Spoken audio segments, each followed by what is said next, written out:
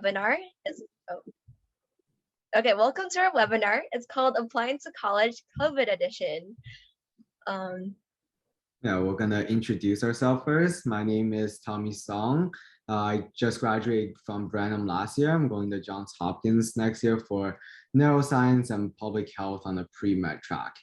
And in high school, I did a lot of Boy Scouts. I was an Eagle Scout. I played a lot of badminton, played both on the local club team and on the varsity badminton team. And lastly, I did a lot with the Bruin to Bruin tutoring club. Hello everyone, my name is Saketh. I'm going to Virginia Tech next year, studying computer science and physics. Just like Tommy, I graduated last year and was also part of Bruin to Bruin. I was also heavily involved with ASB as well as tennis and wrestling. Yeah. Cool. My name is Chantel. I also graduated this year. I'm going to UCLA for engineering. And some things I did in high school were also Bruin to Bruin tutoring. I did a lot more art and music stuff while in high school. And the only sport I did was badminton. Yeah. Yeah. You're welcome to ask us more questions about our high school life and what tips that you want to hear from us after the webinar. And of course, we'll leave our email at the end of the presentation. So feel free to email us. And at the end of the webinar, we're going to send out a mass email for any resource that we talked about today, and including the recording of today's webinar. All right, so roadmap and what we're going to talk about today in the next hour-ish. We're first going to go over some application information and timeline. So what are the different components of an application, what websites that you should be very familiar with, and how and when you should do each part. Also, we're going to touch on how we said that it was kind of a COVID edition and how we think that COVID might be affecting admissions and what you should do in response for that. This applies especially for extracurricular activities, because I imagine a lot of the usual, hospital volunteering and things like that are being canceled, and there's some things that you can do to make up for that. And lastly, very briefly, we'll be talking about picking colleges to apply to. That is actually a very complicated process, and we already did a webinar on this last year, but we're gonna very briefly review it. Okay, so first, an introduction to application. Can somebody tell me, you can type in the chat, what are the different parts of an application that you need to do? Because applying to colleges and presenting yourself to admissions officers is a very complicated task, right? So just type in the chat anything that you can think of that you think the admissions officers will want to see from you. I have the awkward silence of waiting from people to type in the chat. No, we have something. Yeah, essays, activities list. Think broader, grades, exactly, your academics. It's really not that complicated. I'm just going to move on. So I categorized them into 6 different portions. The very first part is your GPA and academics. It's the most basic component of your application, right? It's just a couple numbers and grades and courses that you enter into, either the UC application, the Common App, the Coalition. We're going to go over all those afterwards. But that is the foundation of your application, and many schools or many of the more elite schools will view it as a hard cutoff. If you have a say a 2.0, you'll have a hard time getting into some of the colleges. If you look at the common data set for each of the colleges, they will say, every single one of them will say that GPA is a very important factor in their review of the application, while some other portions such as standardized tests are only considered. Speaking of standardized tests, this includes the SAT, ACT, APs, can you still submit subject tests? I think so, right? They just don't offer it anymore, but if you have taken it before, you can still submit it for them to see. Just tests like that. Of course, they're going to, starting from my year and maybe the year before me, they're starting to take less and less importance to them with the test optional and test blind policies, like the UCs and the CSUs. However, I still think they're a very important part of the application, and it can only help you if you take the test and do well on it.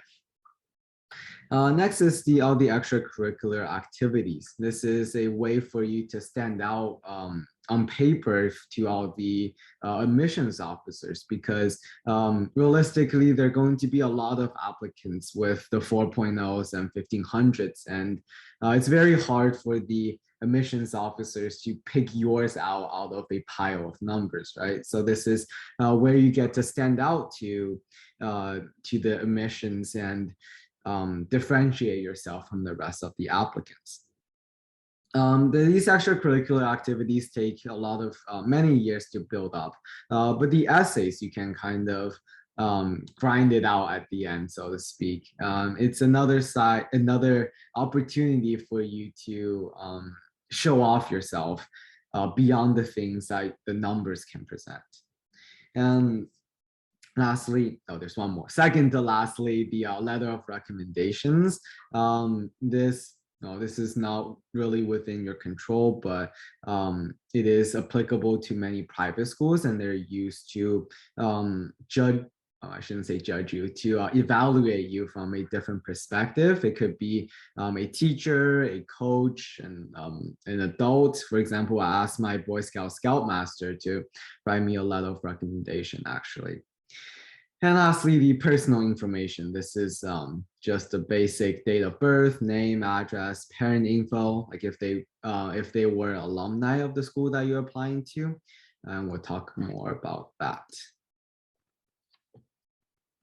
And then, so Tommy went over kind of the basic 6 aspects of what colleges look at.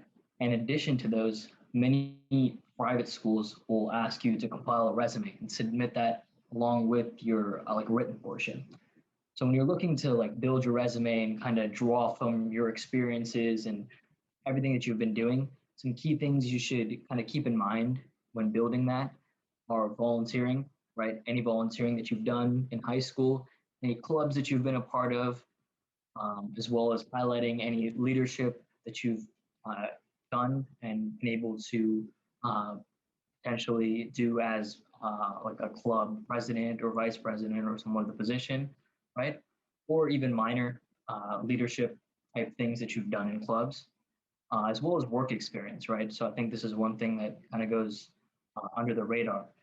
Things like retail, restaurants, right? A lot of those things kind of feel like they don't relate to college, but a lot of colleges like seeing this kind of unique experiences that you have, right? So it's a very important thing that if you have that experience, great, put it on your resume, right?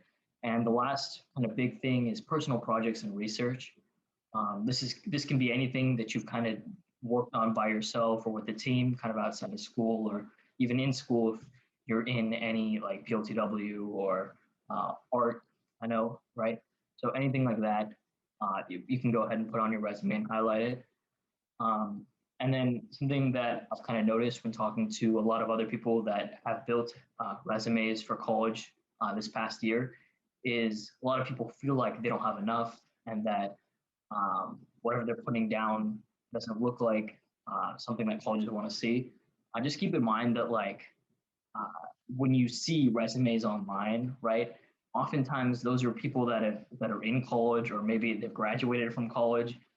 And so they have a bunch of experience and a bunch of time to have built and accumulated all the things that they put on their resume. So don't feel too bad about yourself. There isn't a lot of things that you can put on there. At the end of the day, when a college asks for a resume, even if it's optional, it's a really good idea to send one to just reiterate all the things that you've kind of done and kind of maybe put it in different words or highlighting different aspects about these things. And yeah, it's all about how you present yourself. And this is just another layer on top of the essays and the grades to kind of show who you are. Yeah, it never really hurts to give colleges more things to like about you. So if you see an option to like upload a resume, you should do it. Yeah. And then we're going to take a quick kind of stop here. If anyone has any questions about what we've talked about so far, I know that we've jam-packed a bunch of information here. So any questions, anything specific you want to see, right? An extracurricular, an email, or a resume, or a letter of recommendation, any of the things that we talked about, if you want to see an example, go ahead and ask in the chat, or any questions at all before we move on. Does anyone have any questions? You can unmute yourself if you want to. Just remember that we're recording if you're okay with that, or you can go ahead, put it in the chat, or you could private message Chantal, me, or Tommy if you don't want to put them in the whole chat. Does anyone have any questions?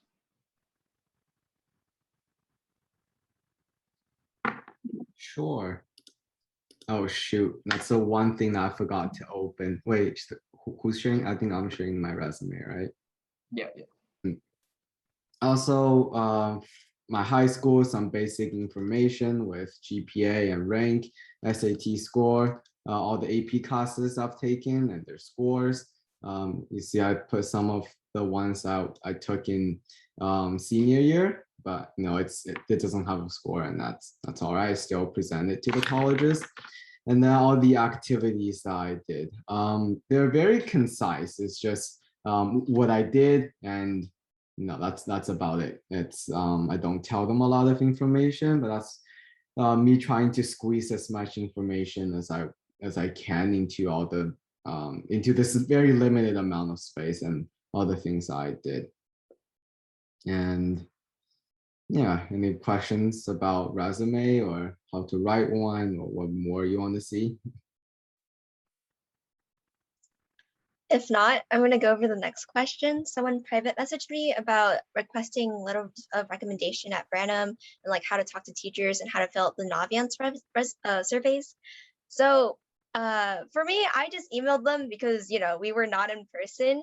I was lucky with my AP art teacher actually asked to write a letter of recommendation for me like the year before, like winter of junior year. So a good way to get that happening is to start up a club and be really close to teacher while you're doing that club. Or you could just get close to teacher like through other ways, like asking questions, stuff like that. But I just wrote an email like saying, oh, I liked your class and I thought, the stuff you taught was very applicable to what I'm interested in. And it would be super dope if you wrote a letter of recommendation for me. And they agreed. So it's not super difficult. Just be genuine, be like appreciative of your teachers. After they rate it, make sure to write a thank you email. And then for filling out Navian surveys, they're pretty simple if I remember correctly, right? You just say like, oh, I did teamwork in this class and I spent like how many hours working with people or something like that. I don't quite remember if you I guys did mind. actually did quite a lot for that. They ask you to complete a survey for the teachers who are writing the letter of recommendation for you, but also for your counselor. They ask pretty detailed questions, and you should spend a lot of time writing those because that's how partially the teacher are going to write based off of their experiences with you in the classroom, but also from the things that you put on the survey, right? So it never hurts to write a little more in those and share parts of your life with them. And so Kath, did you have a letter of recommendation template that you wanted to share? Yeah, I can go. I'll stop sharing. They also private messaged me that they had questions about like discussions and group projects and you didn't know how to answer those because you didn't have a lot of those. For me personally, I just because the teacher I got letters of recommendation also were like the advisors for clubs I were in. I just wrote about like teamwork I did for those clubs. I like doing an art project with them, doing like making a robot with some people on my team, or doing like a coding thing. You could try doing that. If not, I'm sure they'll understand if you don't have much to say. Yeah, and then like kind of building on that, when they ask for like leadership experience or they say like, oh, talk about a time where, right, you were a leader, it doesn't need to be really big. It can be really small stuff as well. And I think like a lot of people kind of miss that part, and they have some great stories about smaller things that they've done kind of day to day. So those are also as valuable as, having a position, doing stuff like that. So can't think of something, think back to a time where maybe you helped someone, right? Something like that. Sure, you have plenty of things to write about from there. And then yeah, so this is the template that I found online that I thought hit most of the like data points that I wanted to like send to my teachers. So when you start off your email, you want to remind like if you didn't have that teacher this year, they might have potentially forgotten about you, right? So you want to remind them that you were in their class, right? What class you were in, as well as like how that kind of relates to what they want to what you want them to write in your letter of recommendation. And then I think Tommy and Chantal hit all the points about kind of asking and being polite, right? And obviously thanking them. But then I think one of the most important things is you need to clearly like state when you need the letter of recommendation by and where they need to submit it to. You'll kind of realize as we go through this webinar that there's multiple places that you submit applications. So you got to be super clear with that, right? And there's strict deadlines with this. So want to make sure that the teacher's not confused at all, is able to submit potentially a couple of days early. So just make sure you do that. And then just be understanding if they're like for some reason not unable to write your letter of recommendation. Yeah. And in the recap email or whatever we send out, I'll make sure to like add a template, like kind of the template that I use. So there's something you can look back to and refer. Yeah, one thing that I wanted to talk about regarding asking for a letter of recommendation, I'll touch on it briefly later on the timeline. We'll talk about when you should do each thing, but generally give teachers 2 weeks of notice for them to write their letter of recommendation. At least that's what my AP Link teacher, Miss Arduini, told me. I was doing a scholarship application and I gave her like a week to submit a letter of recommendation, and she was like, Tommy, next time you should leave a little more time for me to do these things, because teachers, they have their own obligations and they're very busy as well. So be considerate of them, and they'll like you more, and they will be more willing to submit these letter of recs for you. Okay, we're gonna move on to the different application sites, because they're not too complicated, but there are quite a lot of them that we need to go over. First are the UC and CSU application portals. These are probably the ones that you're going to use the most, because we live in California and they're cheap. First is UC. I already submitted my applications, as you can see here, for fall 2021. I started a new, it asked me to sign in again, sorry. I started a new application so you can see what it is like inside of it. And for those of you who are applying this coming year, it never hurts to create an account. You can't start filling it out yet, but it never hurts to do these things early. So first, you have to fill out all the personal information, like your name and things like that. This is what we talked about earlier, your personal information. And then you get to pick the campuses and major that you want to apply to as a UC student. The thing with UCs is that they have very, very colorful and friendly UI. But for the fall and I think this is winter semester application, you can only apply to UC Merced. That's why I see only checkbox that pops up. Usually like all of these will have a checkbox next to them, and you can apply to these colleges.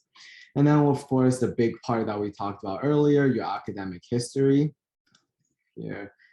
Your academic history. I'll have to enter my high school first, but you'll go through these year by year and then enter the course you took, the grades you got in them.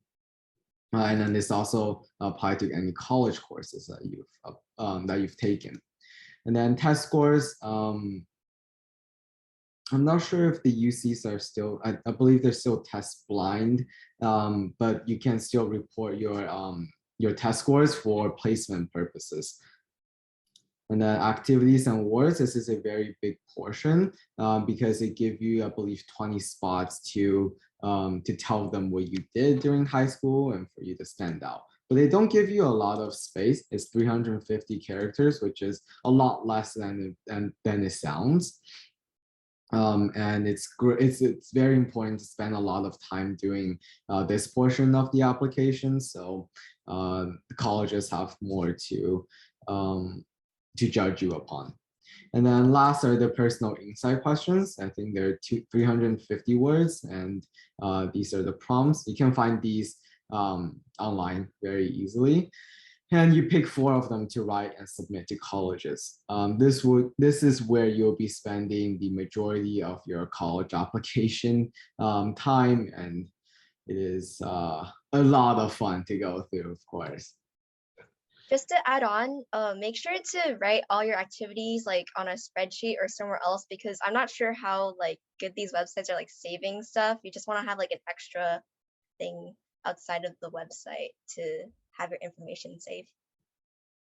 And I'll elaborate a little bit more on the activities and awards. You by no means don't have to write complete sentences. It can just be words. I'll show you the activities list that I made for my UC application. As you can see, they even give you like a character limit on the title and the name. So just try to squeeze in as much as you can. I guess I still wrote more or less complete sentences, but they're not like beautifully written. They can, lack a subject in a sentence. You can have parentheses. I guess they're just not as formal, and they don't have to be exactly grammatically correct, unlike the essays. But yeah, they give you a lot of spots. So make sure that you fill up as many as you can. It's not the end of the world if you can get to 20 spots. Okay, the CSU application, I'm not going to walk through it like the UC application because it is relatively simple. You really don't have to do much for it. You just enter your courses like you saw with the UCs. It's quite similar. And then you pick the campuses and then you apply pretty much. This is because they don't judge you based on any essays or extracurriculars. They admit people solely based on their statistics and numbers. That's why it's really quick to fill out the entire applications. I think when I ran through it, I did it in about 2 to 3 hours just to fill out all the information and click submit. The next one we're going to talk about is Common App, and unfortunately, it is opening on Sunday to the seniors. We're just adding more stress to you, but you can officially start filling your college application and submit them starting on Sunday. But we won't be able to access it today because they have some maintenance issues, and yeah. We're gonna instead look at Coalition because it's very similar to Common App. Like I talked about in the presentation, I had on my presentation that the Coalition and Common App had a lot of overlap in colleges. You don't need to, actually, it's not recommended for you to fill out both. Just look at the list of colleges that you want to apply to, look them up on Common App and Coalition, and decide which portal you want to go through. They're both very similar. I think the only difference is that they have slightly different essay prompt for you to pick from. Off the top of my head, the couple of schools that are on Coalition but not Common App are the University of Washington, UT Austin, and I had one more on there, and UIUC. So usually more people use the Common App instead of Coalition. I do not know why, but yeah, that's just the way it is. Very similar to the UC application, personal information, your coursework, and then the essay and activities and things like that. The way that you apply using Common App and Coalition is that you'll have a list of, my sister's, you have a list of colleges and then you choose which ones to apply to. Chantal, do you mind continuing it for me really quickly? Wait, sorry, I got distracted with your sister. Yeah. So yeah, there's like different colleges you can apply to using the Coalition app. I'm sorry, I like don't really know what we're talking about before that happened. But on the Common App, there's also colleges like USC, SCU. To be honest, I don't really know what other ones because I only applied to USC, UC, CSUs, and SCU, which is like the same 3 letters. Yeah. Yeah, okay, sorry about that. She doesn't really knock when she comes in. But almost all the private colleges that you can name are on the college application, but except MIT and Georgetown, I think. So all the Ivy League, all the top 20 schools are private. A lot of the liberal arts colleges like Pomona, the Claremont McKenna and those colleges, and a lot of them on the East Coast as well. So you'll have like a base application on the Common App at least that you'll submit to every single college. That'll include your grades, your personal statement from the Common App, and then below each school you're going to submit their own questions or short answer questions for some colleges and their own supplemental essays. And yeah, that's about it for Common App and Coalition. I don't know why I just clicked. Oh my God. We're gonna go to Georgetown because MIT's application is not open yet.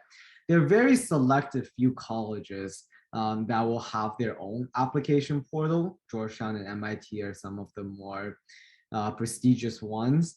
You just go to their website, click on application for class of 2026 for the rising seniors, and then you fill out, I think this is just an interest form, but after you fill it out, they'll give you an application portal. It will be very similar to the ones that we've looked at. I do not know why they want their own ones and they don't go through the Common App, but that's just the way it is. All right, we're gonna go to, yeah, that's what I wanted to talk about. All right, so application fee waivers. Someone actually asked about this in the Google form, so we're going over this. There's a couple different ways to get fee waivers. The first one we're going to go over is from College Board. So this is a screenshot directly taken from the College Board website. Basically, it says that if you got an SAT fee waiver, you can apply to the Coalition, Common App, or Universal College Application College without a fee. And then there will be like specific directions, as you can see in the screenshot. But yeah, next slide. And then there's 2 other ways. The Common App itself has like its own section to apply for a fee waiver. You'll need to get your school counselor to help you verify, but it's like pretty short, if I remember correctly. You just need to be like, yeah, I actually, need a fee waiver. And then you can also get a fee waiver from the NACAC, which is also through your school counselor. And then besides fee waivers, you can also check out different scholarships, like just for like college tuition in general. You can do that through like the federal grants like FAFSA and the CSS profile. CSS profile is usually for like private schools and you do have to pay to use it. So I wouldn't recommend doing that unless you actually have to. And then Tommy also has a link to a whole bunch of different scholarships that you can look at. And then also you have to make sure that the colleges actually accept the application fee waivers. So there's a website from College Board that says, or you can like look it up in their little search bar thing to see which colleges accept it. Yeah, don't worry if you didn't catch all of the information. We're gonna send out this slideshow after the webinar is ended, and in an email that you can see and click on all these different links. I'll highly recommend checking out this link. It will lead you to all the scholarships that Ms. Perez has collected for us. I very much regret that I didn't, stumble upon this earlier. This is for the 2020 to 2021 school year, so it's slightly outdated. I'm sure that Ms. Perez will send out a updated version of this. If you want it quicker before, like, she sends out the massive email to everybody, you can just email her and ask her. But I'm sure some of these scholarships are still active and they're renewed each year. So as you can see, these are divided by deadlines in each month. And apply to them, apply to as much as you can. There are some very big ones like the Coca-Cola scholarship or the Gates Foundation scholarship that are national. This one too, Jack Kent Cooke Foundation. They give away a lot more money. Like I think this one is I don't actually know how much they give away, but they give away a lot of money. And there are also more local ones that are on here that I personally applied to and found it to be a lot easier to get. So make sure that you check these out and try to apply to as many as you can. It will definitely pay off. And yeah, let's go back to the slide. All right, we're gonna talk about the timeline for the application and what you should be doing month by month. So we're on the crest of July and August. So before your summer ends, this is for the rising seniors. If you're juniors, enjoy your summer, prepare for your AP classes, do things like that. But for the rising seniors, make sure that you start preparing and writing your essays, brainstorming, look at the UC prompts and the Common App prompts that give you a choice and decide, maybe I want to write about the leadership one, maybe the challenge, like a challenge or a academic epitome. I think that's one of the topics. Decide on which ones you're going to write, start brainstorming ideas and put some words down on paper. And hopefully by this time you're done with your standardized tests. Again, it never hurts to do well on them and submit your score to the colleges. But don't worry if you haven't gotten a chance to take it either because of COVID or just other situations, you're not prepared enough, you think. Because I personally took the two tests that I submitted to colleges. I took them in September, I believe, of my application year. So there's still a couple more SAT and ACT registrations here before you have to submit your applications. And then as we go into September, you should start asking for your letters of recommendation. Usually you ask your junior year teachers. Personally, I asked from my AP Lane teacher and my AP Bio teacher, Ms. Arduini and Mr. Fernandez. They're both my junior year teachers. And they're like other ones I asked from my badminton coach. The earlier the better. It never hurts to give teachers more time. It's not uncommon to get your senior year teachers to write you a letter of recommendation as well. Plus, that might be a good idea for you guys this year because you spent your junior year online, so it's probably easier to make deeper connections with your senior year teachers in person. Of course, that's your own discretion, and decide what's best for yourself. October, make sure that you don't slip on your senior year grades. That's very important because colleges can see that. They will ask for your mid-year report and it will be judged with the rest of your academic standing. So don't think that this semester doesn't matter. You have to focus on your grades and your application, and that is what makes this process so challenging. Make sure that you work on your essays a lot, write multiple drafts for each essays, read them, get other people to read them.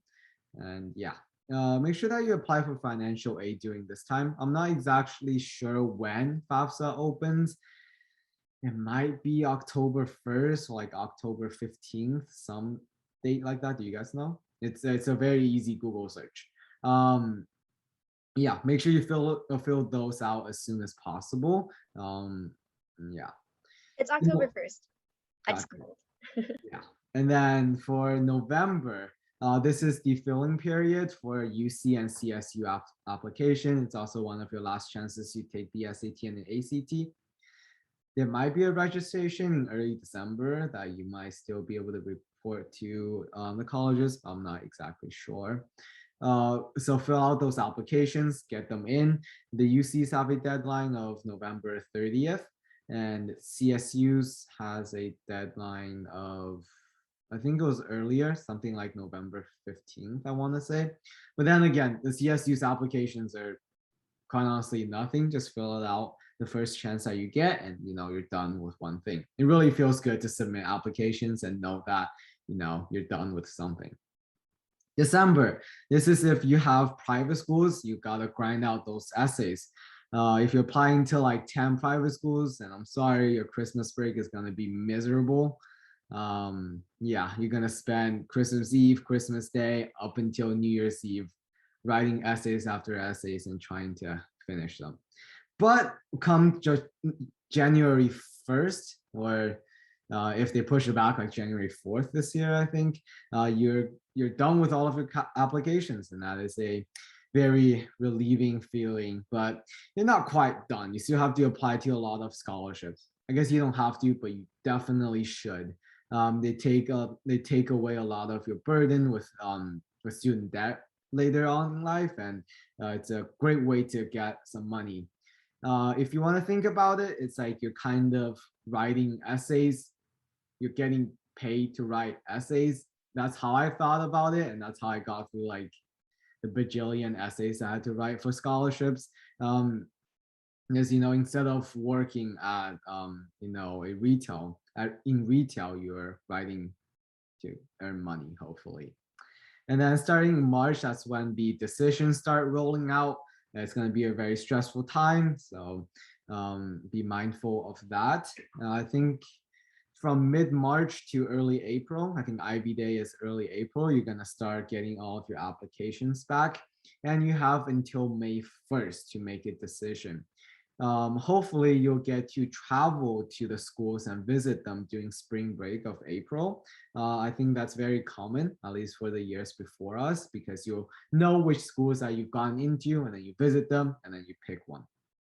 Commitment day is May 1st, and enjoy your summer. Yeah, and write more scholarship. I think there's still some open in the summer. And also like think about housing and applying to those. That's not our problem. We're talking about college application. You'll be college students by then, so you can't worry about that yourself. Yeah. What do you think you'll be spending the most time on in the college application process? I'm not gonna let you guys talk. It's 5:42, and we have some others that essays. You're gonna be writing a lot of essays, and it's painful. Let's go on. How does COVID affect admissions? Alrighty. So, I think so. Before the webinar, I asked, right, is it still like online or everyone's going back in person? So, I think someone said that you're supposed to go back in person, right? So that should kind of make school kind of go back to normal in terms of like difficulty and like studying tests, right? Things like that. Obviously, online it was a little different, right? Some people may have thought that, hey, because it's all online, based on your circumstances, everything seems super easy, right? And you might feel like, oh, there's a bunch of like grade inflation, right? Or maybe you struggled a lot, right? Maybe the online format just wasn't for you, or you had other stuff going on that maybe deflated your grades, right? So it's kind of important to understand that, like, if you thought it was easy, then you should, and you did well, that's great. That's good. And maybe in that time and in that circumstance, that's maybe what you were supposed to do, right? But don't feel bad if for whatever reason you weren't able to do as well and maybe you felt like your grades were deflated. Just make sure that you understand what the reason was, and if it was like a legitimate reason, there's going to be places on your application to address that. So just think about your circumstance, right? If you did well, great. Maybe it doesn't mean as much, but that's completely fine. You did what you were supposed to do, so you can feel good about yourself. But if you didn't, don't worry about it too much. Just make sure you understand the reasoning and kind of try to explain on your college application why that maybe happened and how you potentially grew from that coming into this year. And the pass fail semester, which was 2 years ago now, don't worry about that. Since everyone in our district had pass or fail, colleges will understand that. They'll know how to adapt and kind of change your grades and how they view it. So don't worry too much about it. Yeah, to add on to that, you're not the only person who has passed and fail on your transcript. So, it's in everybody's impacted equally. Plus, the schools will look at your transcript and your GPA in the context of your school. And, that kind of fixes all the issues. Regarding with how to calculate your GPA with a pass-fail semester, you don't really calculate your own GPA, just ask for a transcript and it will be on there, and then you'll just enter in your grades as pass or fail.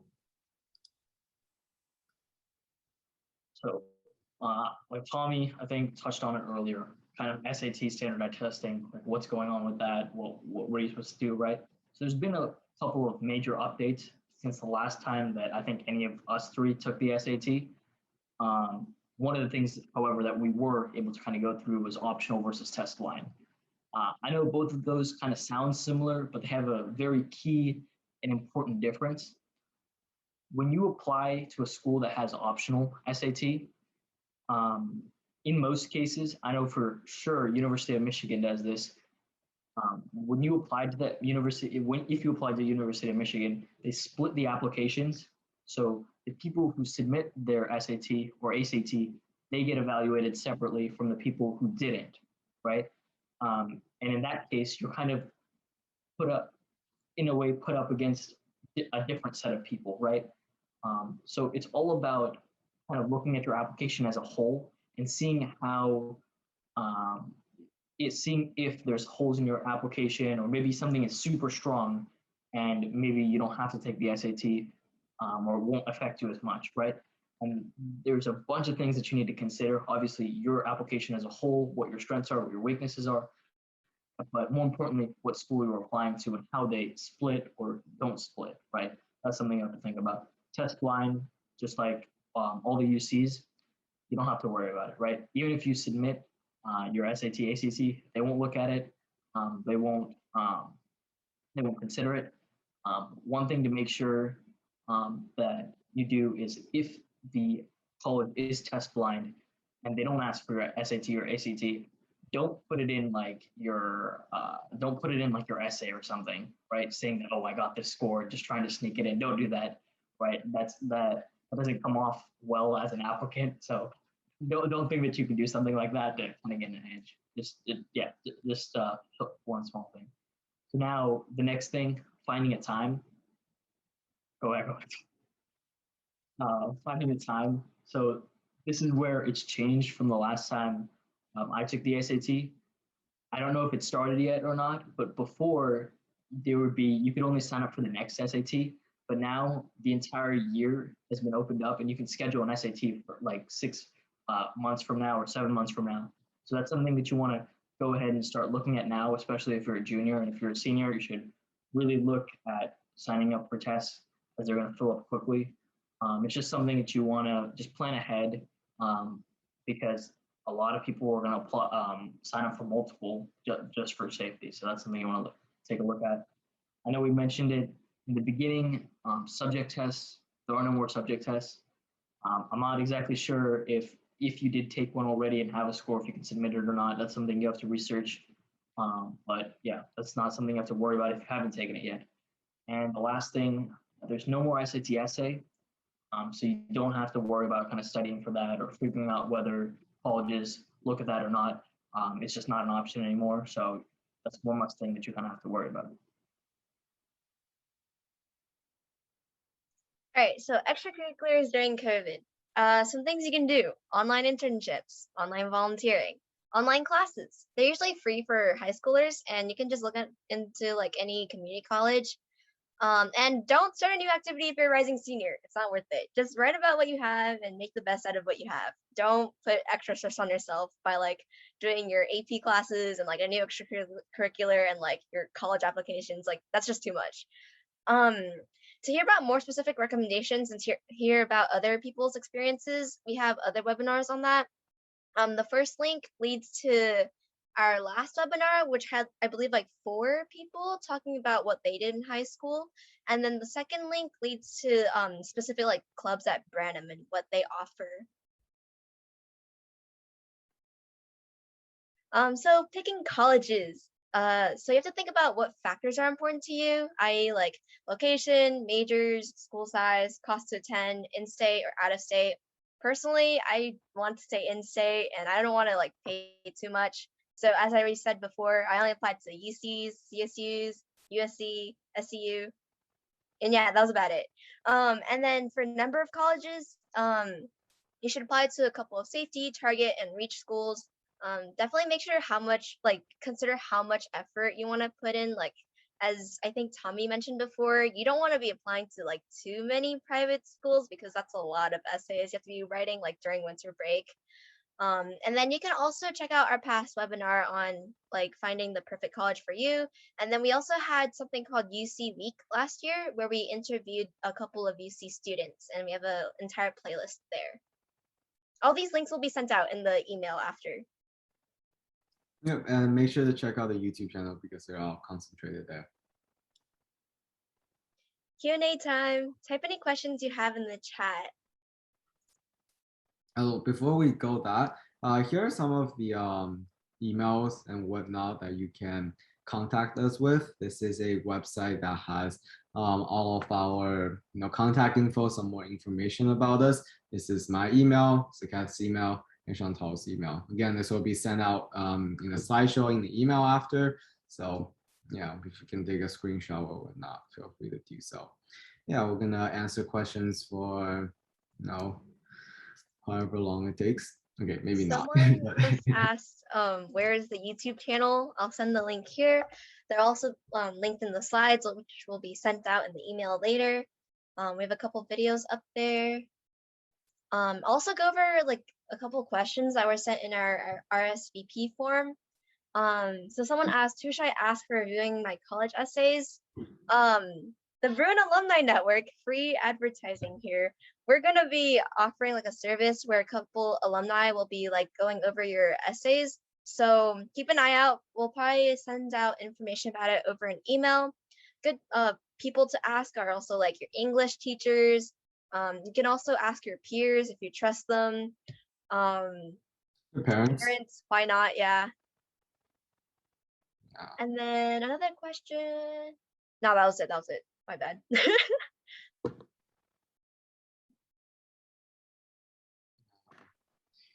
It was definitely a very stressful time. I was very lucky that I didn't. I'll show my oh, if people have questions, but I'll show my. Give me a second. I get to my Google Chrome. Exit this. I'll show all the essays I had to write for colleges, and this is only a small snippet of it. This was all these supplemental essays I had to write for my private colleges. I applied to USC, Stanford, Vanderbilt, Duke, Cornell, Pomona, WashU, University of Pennsylvania, and Northwestern. I got into Johns Hopkins early decision. So by then I hadn't done that many essays. I wrote all the ones in green and I wrote Hopkins, all the UC ones and my Common App personal statement. But just look at the sheer amount of essays I had to write at 22 pages of like just words. Of course, it's not that intimidating because a lot of them are repeats. So like you'll see a lot of like frogs on the or tadpoles in my essays. That's very important as well. You should learn to recycle your essays for each of the schools because they're gonna have very similar essay prompts. They ask about your intellectual curiosity. They ask about let me see, why UPenn. You see academic and intellectual interest. You saw it just now from WashU. And I think this is a why UPenn essay. Yeah. what you want to do at UPenn, and what you want to do at Northwestern.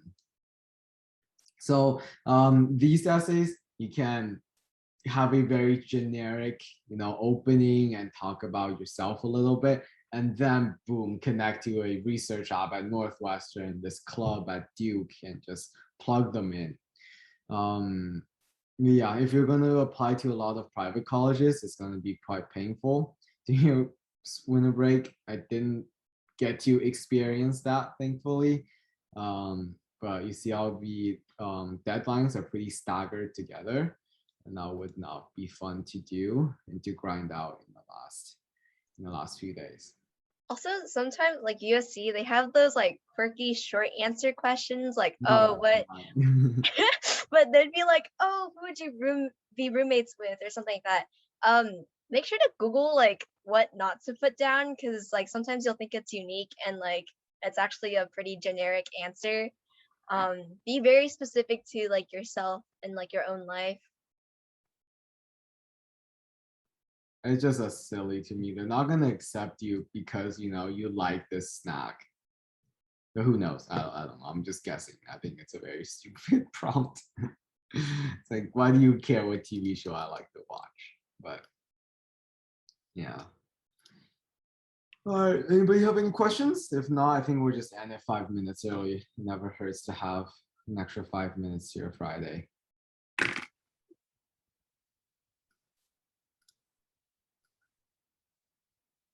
All right, cool. Then we'll end it, of course. Okay, this is the end of the recording. Bye-bye.